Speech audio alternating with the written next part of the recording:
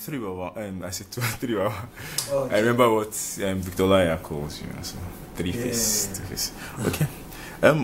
What three things do you think are responsible for your longevity in the music game? You've been here since 1996. So, what three things do you think are responsible for your longevity? The three things that are responsible. I'll say one. First of all, is by the grace of God, the talent. The other one is, I think, is the fact that I don't like to put myself in a box.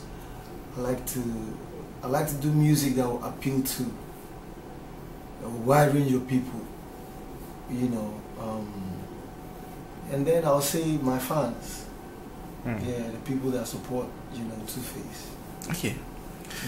So I want you to take us back now to the very first day you heard your voice on tape. There were no CDs then. Yeah. So how was the feel? How was the feeling then? Wow, it was really exciting. Singing in the bathroom. Doing all that stuff, and then one day you just press record and you can play back and listen to how you sound. It wouldn't sound exactly like live, but you still have that feeling of, oh, this is me. So for me it was exciting, and for me it gave me an insight into how to record. Yeah, so it was an exciting thing for me. It was very exciting.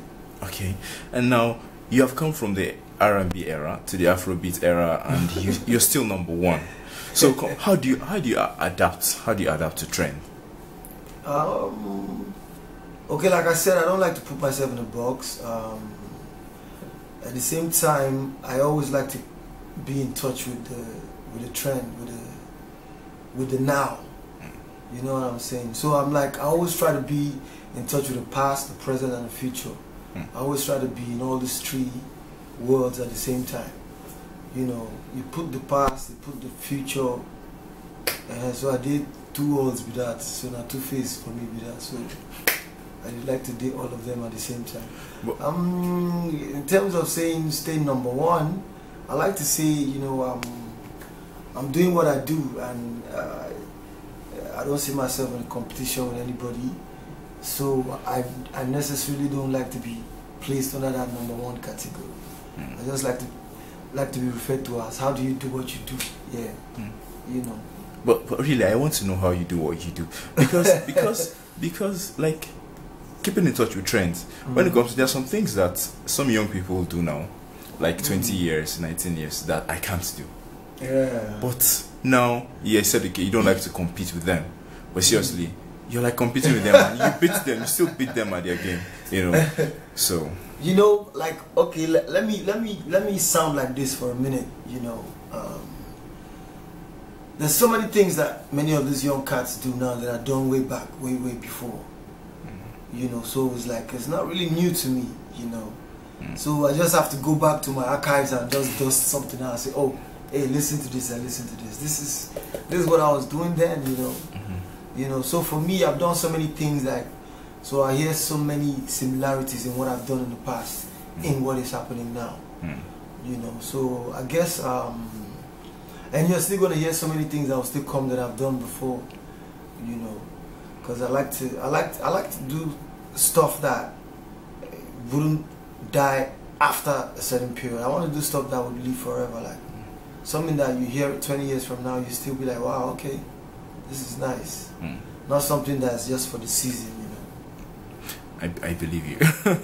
And so, correct me if I'm wrong, but no Nigerian artist has been battered by Nigerian press as you have. So, why is it that they talk about you so much, but you've never uttered a word? So, but what keeps you so calm? Okay, I have this saying. I believe I haven't heard it from my wife. She tweeted something sometime. I don't know if it was something that was being tweeted around then, but it was her DP. Then I first saw it, and I'm like, hey babe, what's up? Which kind of talk with this? And I started laughing. And that saying is, what other people think is none of your business. What other people think about you is none of your business. As in, what that means for me is people's opinion about me is their opinion about me. That doesn't necessarily mean that's me or who I am. You know, they might be wrong in their opinion, they might be right. You know, so for me, I just like to live and let live. As far as you don't interfere in my space, as far as you don't, as far as it's something that I don't have to sue you about, you know, something that is not, you know, on that level. So basically, as far as you're not crossing my lane, you know, I live and let live. Everybody is entitled to their own opinion. So I guess that's how I just try to brush those things off. And over the years, I've grown a thick skin, you know. Yeah, but sometimes some people are so annoying. You have to respond. Well, is there any case just to let them know that look, the fact that you are in a public space doesn't mean that they can talk without getting talked back to, you know. Can you give us an instance? There's a couple of times that I've replied to some people on Twitter. There's a couple of times that I've, you know, maybe I'm going to my car and I hear something and I just turn and I try to give them a piece of my mind as well. And say, hey, you know. So there's a couple of times that I've actually not lost it, but actually felt the need to put somebody in their right place. Put somebody in check. And you know, that happens in the most extreme stupid cases, when the person is just being stupid. You know. True. It's deep wisdom. To do a collab with Two Face. I must tell you, but it's a very, very, very big dream. And so we know that you've done collab with a couple of them. Yeah. And so, who do you have in mind? Who have you spotted so far that you think you would like to do a collab with? Wow, there's a whole bunch of, you know, guys, girls, men, women, artists generally that I would love to do stuff with. The list is massive. There's so many talented people out there, you know, so you can't even feature everybody, you know, but there's so many of them that I really love to do stuff with, you know. Yeah, let me just leave it like that. Okay, you don't want to, you don't mind, don't you? Do you mind mentioning names? I'm not cause trouble yet. Alright then, so another Channel O nomination. What does it mean to a man like you who's won everything? What does it mean to you? I've won a couple of Channel O awards. I appreciate them a lot.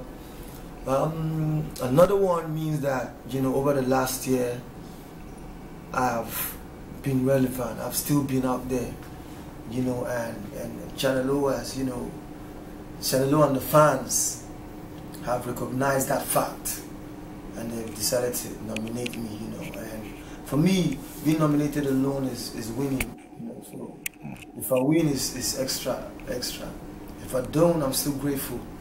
I'm still happy for the nomination, and I appreciate it. All right.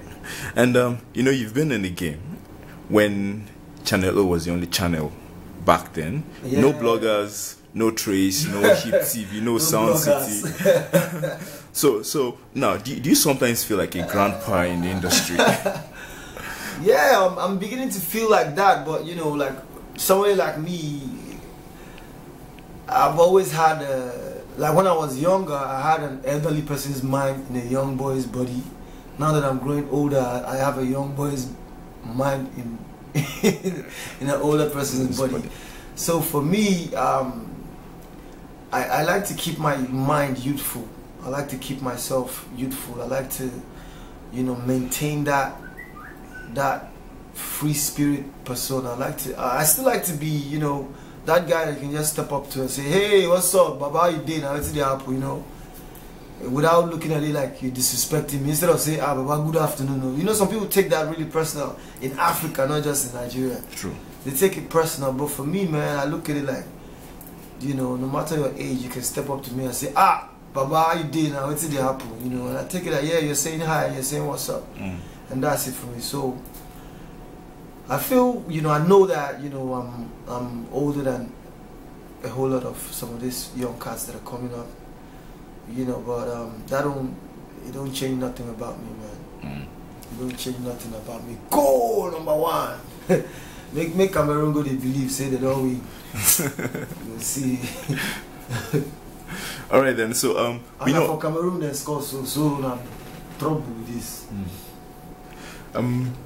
Yes, most of the music artists that we have now, most of them, they start from a very, very young age, 18, 17. They discover themselves right from that young age. And what's your biggest advice for them? Okay, my biggest advice for them is to calm down. Calm down. Take time to grow. Take time to really understand what you're getting yourself into. You know, because in the entertainment industry, you can be like, with speed of light, you can be easily carried away. You know, so for me, I like for them to calm down, no rushing. You still have a whole lot of years ahead of you. You're still young, you're still fresh. So for me, basically, it's calm down. Baba. You know, that's the basic thing I can tell them. You know when an elderly person like you talk, an elderly person in the game talk, you know, there's wisdom in it. You know, a word can speak, in fact, can be interpreted into volumes. So calm down in what sense? Can you break it down? Calm down in the sense that, you know, many times this thing gets into people's head a lot. You know, they want to have all the cheeks because they are famous. They make a couple of bucks and they think they've arrived, and ego starts setting in, and then sometimes they start to forget about the music, so they don't even upgrade themselves. They don't even rehearse anymore. They don't even train their vocals anymore. They don't even do none of that. They don't even write them. I mean, they just feel it's automatic now. Okay. You understand what I'm saying? That's, you know, so they have to really calm down and take time to grow, take time to find, to know who they are from within, to find themselves. You know, when you're 17 years old, you don't look at the world from the perspective of, oh man, I need to arrange for the future. You seem to get carried away by the future. You know, sorry, by the present. Like you don't think about, you know, and then because you think there's time on your hands, you know, so you easily get carried away. That's still the bottom line. You can easily get carried away in this game. So the calm down is in all that aspect. Let them take time to develop themselves, take time to find themselves out, take time to know the exact style of music they want to do. And that taking time now might take the first 2-3 albums before they really realize that, oh, this is exactly the kind of music that I want to be doing. You know, and like I said, they wouldn't know the girl that they are going to be with, that they're going to eventually get to. And the same thing as the girls, they wouldn't know the guy they're eventually going to end up with. But, you know, at that time, they're not thinking of that. It's rush, and it comes with a lot of consequences, man. You know, all that disease, it comes with a lot of consequences, and you know, when it happens, you'll have to face them. You know, and only God knows if you have the power to face them when it happens. Wow. It's only, like, I'm learning a lot personally. I'm really learning at your feet now. Okay, yeah, just a few questions to go. You dropped out of IMT and now you say you want to go back to school. So yes, what are you going to do? Play. I really want to do that, but you know, I'm still postponing it. I'm still shifting it. You know, but I know that sooner or later I'm definitely. So what's been making you postpone it?